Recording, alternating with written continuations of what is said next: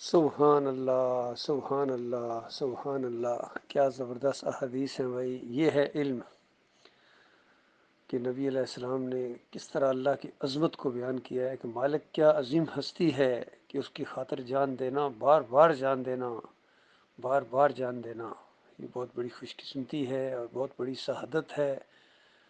یعنی مالک کو خوش کرنے کا ایک انداز ہے کہ دل کی تمنا ہے کہ اللہ کے راستے میں جو بھی مہم جائے میں اس کے ساتھ جاؤں، یہ نہیں کہ پیچھے ہو جاؤں. تو یہ صرف یعنی پڑھنے یا سننے کی باتیں نہیں ہیں میرے بھائیو. جب اللہ کے راستے میں نکلنے کے لیے کہا جائے، خاص کر دعوت اللہ کا پروگرام ابھی پھر انشاءاللہ قریب آ گیا ہے، کل پاکستان دعوت اللہ، یہ جہاد ہے اس دور کا. اور انفرادی طور پر بھی جہاں جہاں ہیں باہر نکلا کرو، دین کی دعوت دیا کرو، اپنا لٹریچر تقسیم کیا کرو. یہ جہاد ہے اللہ کے بندو. ایک قدم، نبی علیہ السلام نے ایک روایت میں فرمایا، ایک قدم صبح کا یا ایک شام کا قدم اللہ کے راستے میں نکلنا یہ دنیا اور مافیا سے بہتر ہے. تو یہ اصل میں اللہ کی قدر جن کے دلوں کے اندر ہو، انہی کو یہ سچی آرزو حاصل ہو سکتی ہے، وہی اللہ کے راستے میں نکل سکتے ہیں. اور زیادہ سے زیادہ ساتھی اس جہادی قافلے میں، یہ جو دعوت اللہ کا قافلہ ہوگا، قافلہ ہے رواں دواں، پاکستان کے مختلف شہروں میں انشاءاللہ توحید کی دعوت دی جائے گی. ابھی واٹس ایپ کے اندر، یوٹیوب کے اوپر، فیس بک کے اوپر، ٹویٹر کے اوپر، انسٹاگرام کے اوپر، اور یہ جو ٹک ٹاک ہے اس کے اوپر، ہر جگہ جتنی جگہ ہے توحید کی دعوت پھیلائی جا رہی ہے اللہ کے فضل و کرم سے. اور ہمارے ساتھی اس میں بول رہے ہیں الحمدللہ. یہ بہت بڑا جہاد ہے، جہاد کبیر کہا گیا ہے اس کو. دعوتی دور کے اندر جو جہاد کیا جاتا ہے، یہ قافلہ انشاءاللہ بڑھتا چلا جائے گا. اور ایسا لگتا ہے پوری دنیا کو مالک نے ہلا دیا ہے ان مومنوں کو کامیاب کرنے کے لیے. آخری کامیابی ہماری ہے انشاءاللہ. اس زمین کے اوپر ایک کافر و مشرک نہیں ہوگا، اور سارے کے سارے اللہ کے دین کے اندر آئیں گے یا گاجر مولی کی طرح کاٹ دیے جائیں گے.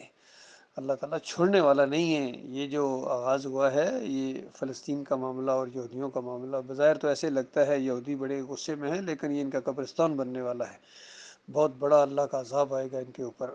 اور ایسا ماحول بن رہا ہے پوری طرح، مالک محسوس نہیں ہونے دیتا ہے کس طریقے سے مالک اپنے فیصلے کو پائے تکمیل تک پہنچاتا ہے. یہ وہی بات ہے جو یوسف علیہ السلام نے کہی تھی کہ مالک انتہائی باریک بین ہے اور اپنی مشیت کو پائے تکمیل تک پہنچاتا ہے، پتہ بھی نہیں چلنے دیتا ہے.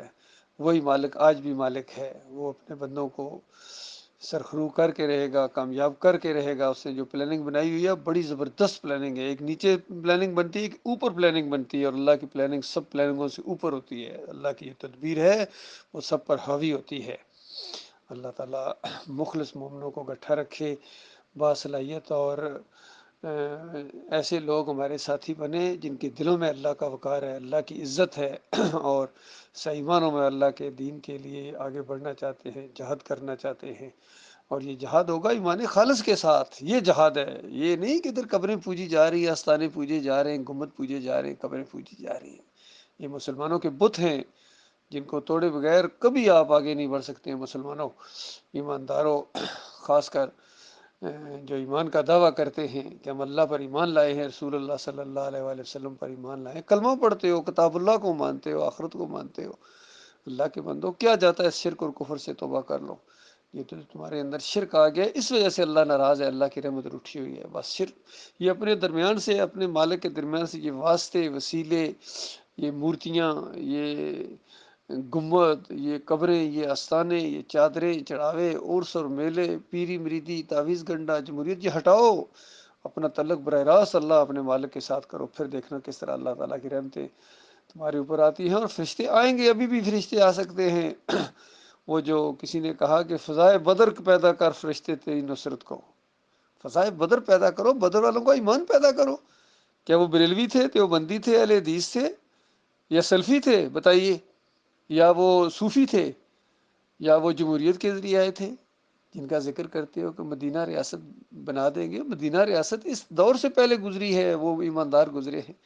وہ مزاروں کے سامنے سجدے کرنے والے نہیں تھے، وہ نبیوں کو سجدے کرنے والے نہیں تھے، اور وہ جمہوریت والے نہیں تھے، تعویذ گنڈے والے نہیں تھے، عرس اور میلوں والے نہیں تھے، پیری مریدی والے نہیں تھے، اور نہ ہی وہ کسی لسانی اور علاقائی چیز کو اہمیت دیتے تھے. ان کے نزدیک صرف ایمان خالص تھا، توحید تھی، اس ایمان کی وجہ سے اکٹھے ہوئے تھے، آپس میں محبت ان کی اللہ کے لیے تھی، بالکل اسی طریقے سے ہم پوری طرح جو ہے اس معاملے کو دیکھ رہے ہیں، اور اسی طریقے سے ہم اس کا اعلان کرتے ہیں کہ یہ توحید کی دعوت، ایمان کی دعوت، یہ بالکل اصل دعوت ہے، اور اسی کو ہم لے کر اٹھے ہیں۔ یہی دعوت انشاءاللہ غلبہ پکڑے گی، اور رنگ جہاں جو بدلی ہوگا اسی دعوت سے انشاءاللہ ہوگا۔ آپ دیکھیں گے کہ ہر جگہ ایمان کی بات سامنے آئے گی، اور پوری طرح ہم ڈنکے کی چوٹ یہ اعلان کرتے ہیں کہ ہمارا مالک اکیلا ہے، اس نے اپنی کتاب میں یا اپنے رسول کے ذریعے صلی اللہ علیہ وسلم جو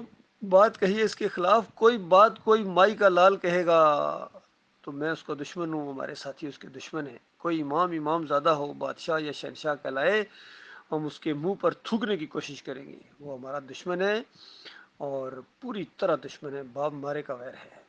اگر وہ زندہ ہیں تو توبہ کریں، اور مر چکے ہیں تو تلافی کا کوئی موقع نہیں ہے۔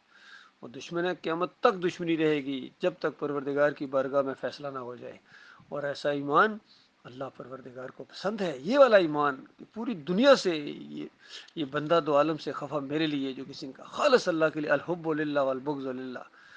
باقی یہ ڈھیلا ایمان کہ ایمان کی بات سمجھ بھی گئے ہیں، لیکن بات کیونکہ بڑے آدمیوں کے اوپر چوٹ پڑتی ہے ان جھوٹے ناموں کی وجہ سے۔ اللہ کی بات کو تم پیچھے کر کے، اللہ کی بات کو جھوٹی قرار دے کے اپنے امیر کی بات کو کہو یہ سچی ہے، اس سے بڑا ظلم اور زیادتی اس زمین کے اوپر کیا ہو سکتی ہے؟ اس سے بڑی جو ہے غداری نہیں ہو سکتی اللہ کے ساتھ۔ ایسی غلیظ ترین مخلوق ہیں ایسے لوگ جو اللہ کی بات کو پیچھے کر کے اپنے پیر کی بات کو، اپنے امیر کی بات کو آگے لائیں اور پھر اس کے اوپر ڈٹ جائیں، تو پھر ہمت جواب دے جائے تو یہ ایمان نہیں ہے۔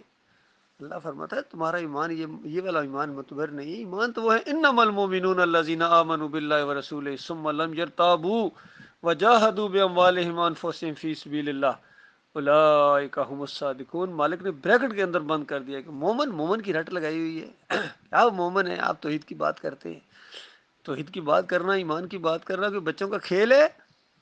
مالک فرماتا ہے انما المؤمنون، مومن صرف وہ ہیں جو اللہ کو مانے، اللہ کے رسول کو مانے، ایسی دل کی گہرائی کے اندر سے یہ بات اتر جائے کہ حق کا یہ ہے، اللہ کی بات، اللہ کے رسول صلی اللہ علیہ وسلم کی بات، اور پھر یہ نیچے بیٹھنے والے، پیچھے ہٹنے والے نہیں ہیں۔ ثم لم یرتابوا، پھر بال برابر کبھی دل کے کسی گوشے کے اندر شک پیدا نہ ہو۔ وجاہدوا باموالہم وانفسہم فی سبیل اللہ، اللہ کے راستے میں جہاد کریں۔ جو خود شکوک و شبہات میں ہے، مبتلا ہے، وہ شرک کو شرک ہی نہیں سمجھ رہے کہ یہ جناب سر کا جھکانا کیسے شرک ہے جی، گنبد کیسے شرک ہے جی، یہ قبر کیسے شرک ہو گئی جی۔ اچھا آج پتہ چلا ہے؟ نبی علیہ السلام نے دعا فرمائی تھی کہ یا اللہ میری قبر کو بت نہ بنانا کہ پوجی جائے۔ قبر جب پوجی جائے گی تو بت کی حیثیت اختیار کر جائے گی۔ آج وہ قبر بری طرح پوجی جا رہی ہے، گنبد پوجا جا رہا ہے۔ پچھلے دنوں کے اندر جو پورے پاکستان میں، پوری دنیا میں گنبد کے ساتھ ان مسلمانوں نے کیا ہے، تو ان کے اوپر اللہ کے عذاب نہ آئے تو کیا پھول برسے رحمت کے؟ اللہ نے یہی کچھ کہا تھا تمہیں، اگر دوغلے ثابت ہو گئے، افتؤمنون ببعض الکتاب وتکفرون ببعض، کتاب کے کچھ حصے کو مانو گے اور کچھ کو نہیں مانو گے، اور سمجھتے ہو کہ تمہارے لیے جنت ہے۔ مالک فرماتا ہے کیا سزا ہو سکتی ہے ایسے لوگوں کی؟ دنیا میں ذلت اور آخرت میں اشد العذاب۔ یہ کچھ ہونے والا ہے اللہ کے بندو، لہذا ایمان بالکل صاف کرو۔ بالکل میرا معاملہ بالکل صاف ہے، ایک ایک بات کو بالکل کھول کھول کے بیان کیا جا رہا ہے میرے پیارے بھائیوں۔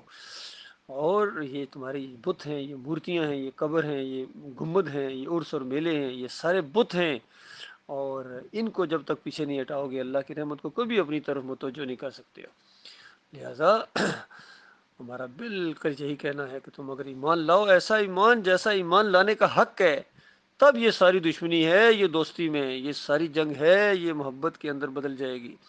پھر ہم تم کو بھی گلے لگا لیں گے۔ ہماری دشمنی نہ قومیت کے لیے ہے، نہ ریاست کے لیے ہے، نہ ملک و مال کے لیے ہے، نہ حسن و جمال کے لیے ہے۔ ہماری دشمنی صرف خالص اللہ کے لیے ہے، ایمان کے لیے ہے۔